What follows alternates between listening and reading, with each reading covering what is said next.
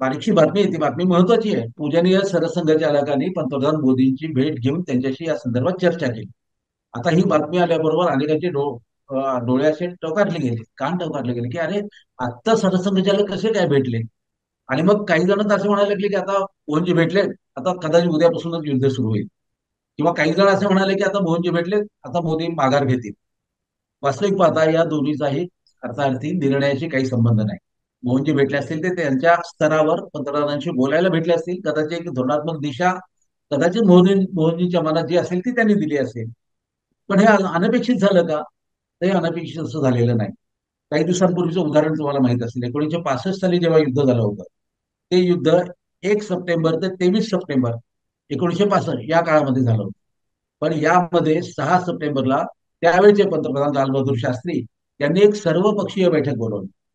आणि या सर्वपक्षीय बैठकीमध्ये त्यावेळेस त्यांनी राष्ट्रसंघाचे सरसंघचालक असलेले गोळवलकर गुरुजी यांना सुद्धा या बैठकीला निमंत्रित केलं होतं. आपल्याला कदाचित तपशील माहीत नसेल म्हणून सांगतो की त्यावेळेस गुरुजी महाराष्ट्राच्या दौऱ्यावर होते, सांगलीमध्ये ते होते.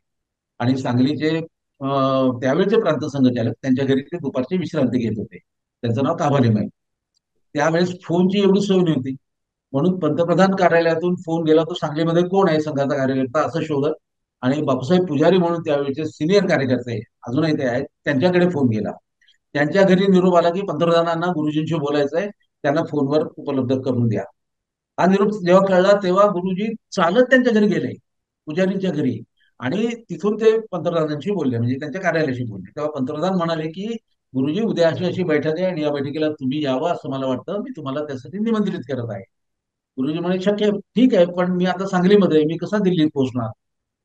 तेव्हा शास्त्री त्यांना म्हणाले की तुम्ही मुंबईत पोहोचा, मी तुमची दिल्लीत येण्याची व्यवस्था करतो.